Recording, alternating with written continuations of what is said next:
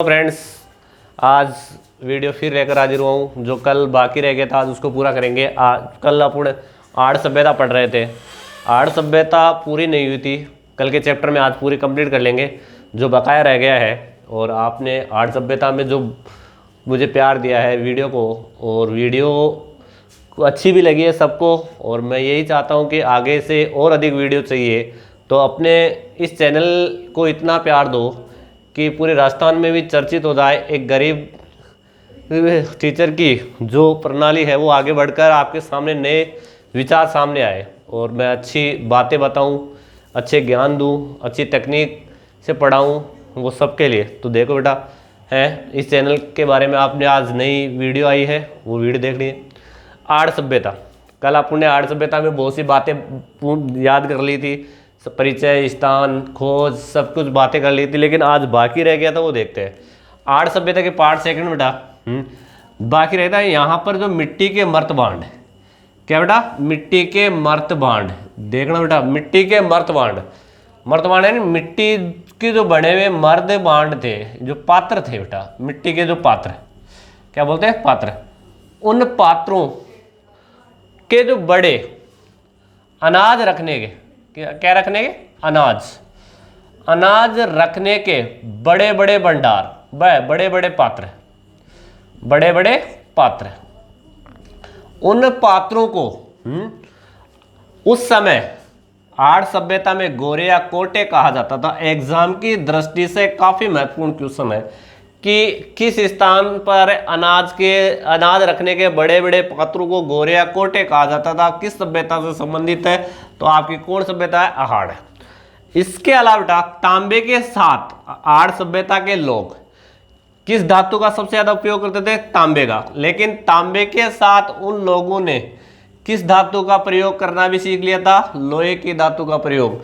तो एक ऐसी सभ्यता है जहां तांबा का अग्रदूत और लोहे का अग्रदूत की शुरुआत, दोनों चीजों की शुरुआत करने वाली एकमात्र ऐसी सभ्यता है, पनपी है।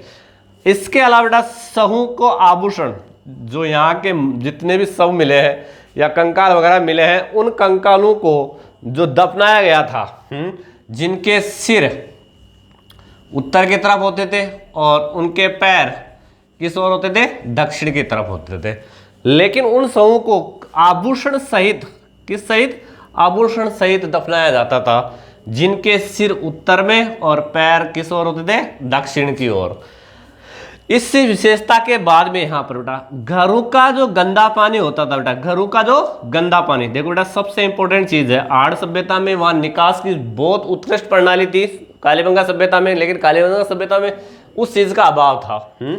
वहां पर पक्की नालियां नहीं मिली, लेकिन ऐसा प्रतीकात्मक सोच के आधार पर वहां लकड़ी के नाले मिलने के प्रमाण मिलते हैं।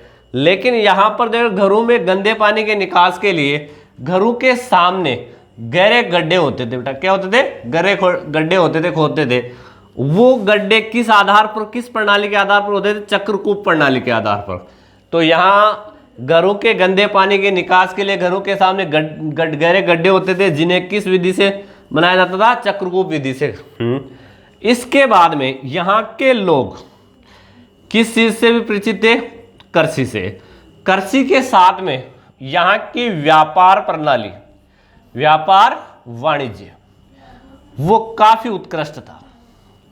व्यापार वाणिज्य काफी ज्यादा उत्कृष्ट था, किसका, जहां वहां भी कृषि मुख्य था और कृषि के बाद गौण व्यापार था। लेकिन यहां मुख्य व्यापार वाणिज्य है और गौण क्या है, कृषि है।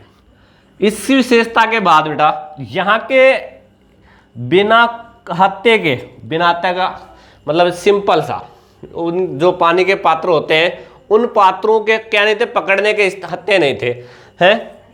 यहाँ बिना हत्थे के जलपात्र, किसकी बात कर रहा हूं, जलपात्र की।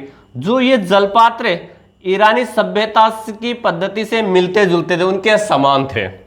ये भी मिलता है। आड़ का विस्तार, अपने आड़ सभ्यता का जब विस्तार पूछे कि कहाँ तक लगभग फैली हुई मानी जाती है, तो कुछ प्रमाण ऐसे ही तथ्य जैसे आर्ट सभ्यता मिले थे उसमें से है गिलुंड, जो राजसमंद में मिलती है बेटा, वो आर्ट सभ्यता का विस्तार मानी जाती है। इसी से सम्मानित ओजियाना, ये भीलवाड़ा में, और धौलीमगरा उदयपुर में।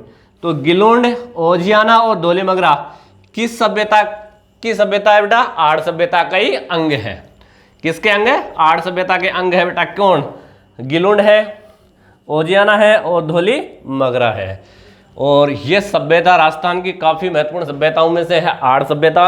और आर्य सभ्यता आगे चलकर मेवाड़ में, यहाँ आलूराव एक शासक हुए थे, हैं आलूराव शासक हुए थे मेवाड़ी, जो घुइल शासक थे, जिसने मेवाड़ को अपनी राजधानी बनाई थी, लेकिन ज़्यादा दिन तक नहीं चली थी और ये समाप्त हो गई थी। तो आर्य सभ्यता काफ़ी प्रचलित सभ्यता भी मानी जा सकती है। ये थी आपकी आर्य सभ्यता। अब देखो बेटा, कुछ आज नई बातें बताऊंगा मैं, और वो बातें ऐसी हैं जो एक अनसुली, अनकही या एक पेचीदा पहली बनी हुई है, पोष से बच चुके, जो दो भागों में बताऊंगा। आज एक भाग आर्य सभ्यता के साथ में मदद देता हूं, और आगे का भी मौका मिलेगा उस अनपहली को अपन दूर करेंगे। देखो बेटा, क्या एक शब्द है सावन भादो, एक पहले बना हुआ बेटा राजस्थान में, सावन भादो शब्द।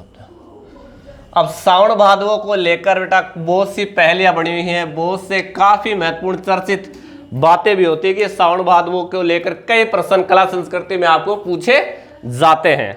तो देखो बेटा, इंपॉर्टेंट चीज क्या क्या है। सावन भादो क्यों प्रसिद्ध है, ये क्यों एक पहेली बनी हुई है बच्चों के सामने, क्यों एक समस्या बनी हुई है बच्चों के सामने, इस पहेली को आज मैं सुलझाने की कोशिश करूंगा। सबसे इंपॉर्टेंट चीज पहली भी तो सावन भादवो झील। देखो बेटा, सावन भादवो झील। दूसरी अनसुई पहले बेटा, सावन भादवो मूर्तियां। तीसरी अनसुली पहली बेटा, सावन भादवो कढ़ाइयां।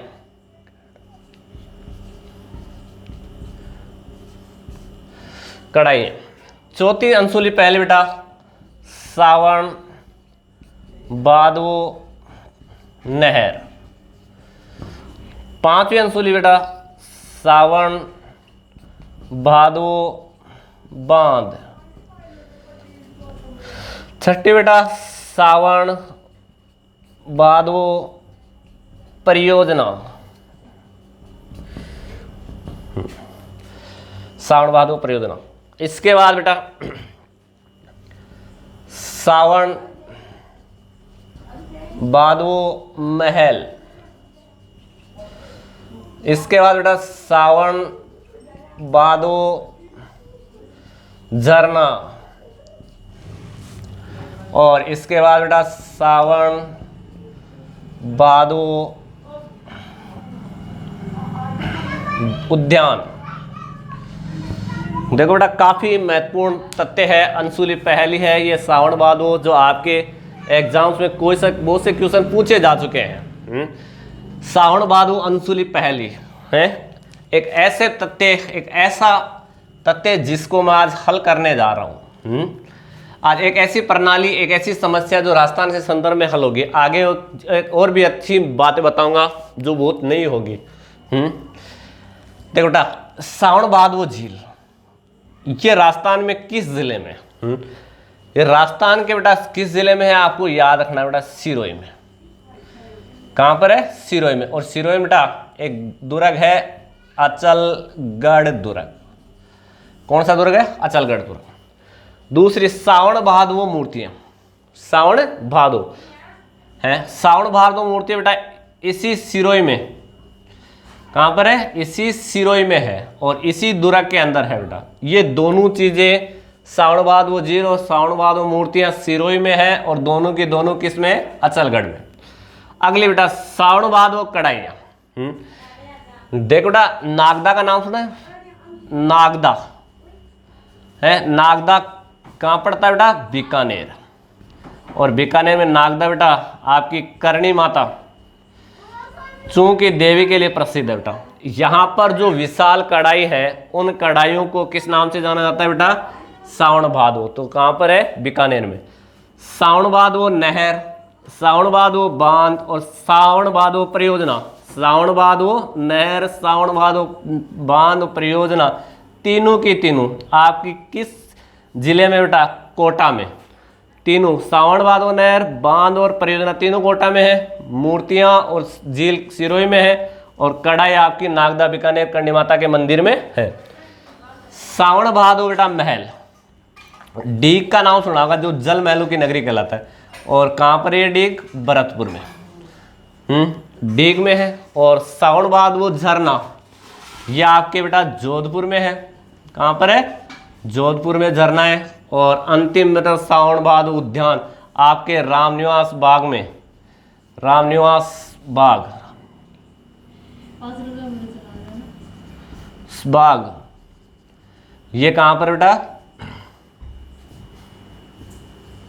जयपुर में, रामनिवास बाग जयपुर में। तो आपको समझ में आ गई। सावन भादो झील सिरोही, सावन भादो मूर्तियां सिरोही, सावन भादो कड़ाई बीकानेर, सावन भादो नहर, बांध और परियोजना कोटा, सावन भादो महल डीग, सावन भादो झरना जोधपुर, सावन भादो उद्यान रामनिवास बाग। और ये पहले मैंने आपको बता दी है और इस पहले से आपको सबको आपको याद ही रखना है। किसी भी एग्जाम से कोई सी भी चीज़ पूछी जा सकती है। थैंक यू गाइस, इस चैनल को सब्सक्राइब करने के लिए और ज़्यादा से ज़्यादा शेयर करने के लिए और अधिक से अधिक कमेंट्स करने के लिए। Thank you.